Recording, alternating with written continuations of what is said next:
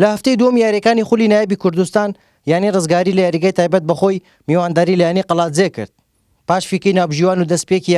یاریزانانی هەردوویانە هەوڵەکانیان بۆ تۆماری گۆڵی یەکەم دەست پێ کرد و یانی ڕزگاری توانی لە خولەکی 23 لە ڕێگەی سەلام محەممەدەوە گۆڵی یەکەم لە میوانەکەیان تۆمار بکەن و لە یاریەکەدا پێش بکەون.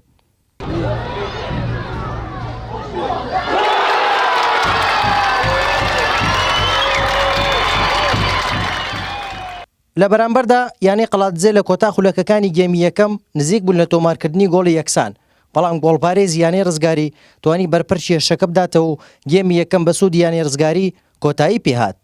لەگەڵ دەستپێکردنەوەی گێمی دووەم یاریەکە هەردوویانە هێرشەکانیان بۆ سەر گۆڵی یەکتر دەست پێ کرد و ناو بەناو هەوڵی تۆماری گۆڵیان دەدا، وەڵام هیچ رایەکیان نەیانتوانی سوود لە هەلەکانی گێمی دووەم وەربگرن و یاریەکەش بە ئەنجامی گۆڵێکی بێوەڵام لە سوود یانی ڕزگاری کۆتایی پێهات و سێخاڵ یاریەکەی بەدەست هێنا. ئەگەر باس یاریەکەم یاریەکە بەڕاستی بەدڵی من نەبوو و یاریکی زۆر خراپیشمان کرد، بەڵام نەتیجەکە لە ساڵحی ئەمە بەڵام وەکو ئەداکردن وەکو یاریەکە لە چاو یاری پێشووترا باش دەرنەکەوتین و بەتایبەتی ئەو بەدیلانشکە کردمان لە گێمی دووەمە وەکو پێویست نەبوون و ئینشاڵڵا بۆ یاریەکانی داهاتوو ئێمە چونکە لە ئامادەکاری دواکەوتوین هەرەوەش کاریگەری هەبوو لە سەرمان،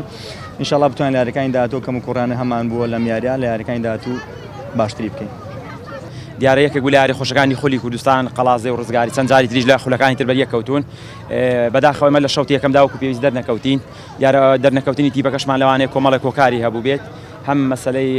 هۆکارەکان لەوانەیە بەشێکی تەکنیکی بوو بێ بەشێکی لایانی ئیداری هونەری بوو بێ، بە هەر حاڵ بەڵام لە شەوتی دووەمدا سوپاس بخوای گەورەیە تیپەکە کە گەڕان و ناو ساعە بەڕاستی ئاستێکی باشیان پێشکەش کرد، توانیمان تەواو هەجمە بخەینە سەر تیپی بەرامبەر زەختێکی زۆریان لێ بکەین، بەڵام دیارە لە کۆتایی لە مسەکاندا یاریزانەکان موفق نەبوون لەوەی کە بتوانن ئەو لە مسانەی کۆتایی گۆڵی لێبێنن. دووبارە پیرۆزبایان لێ دەکەم و ئەیدی دەوری دوور و درێژە و خولی کوردستانە و دۆڕان و برنەوە یەکسامبوونی تێدایە و دەبێت نەفەسمان درێژ بێ و داوای لێبردن لە هاندەرانی یانی قەڵازێ دەکەین، هیوادارین لەگەڵمان پاڵپشتمان بکەن نەفەسیان درێژ بێت، خۆتان زان قەڵازێ یەکەم ساڵێتی پێویستی بە نەفەس درێژی هەیە، پێویستی بەوە هەیە کە ئەو غەڵەتانەی کە هەمان بۆ ئەوڕۆ لە یاریدا ئینشاڵڵا بۆ یاریەکانی داهاتوو ئیشان لەسەر بکەین چارەسەریان بکەین. بەم ئەنجامەش یانی ڕزگاری پلەی سێم و یانی قەڵازێش پلەی پێنجەم یانەکانی خولی نایبی کوردستانیان گرتووە. هارون ڕەشید، کەناڵی ئاسمانی پەیام، قەزای ڕزگاری.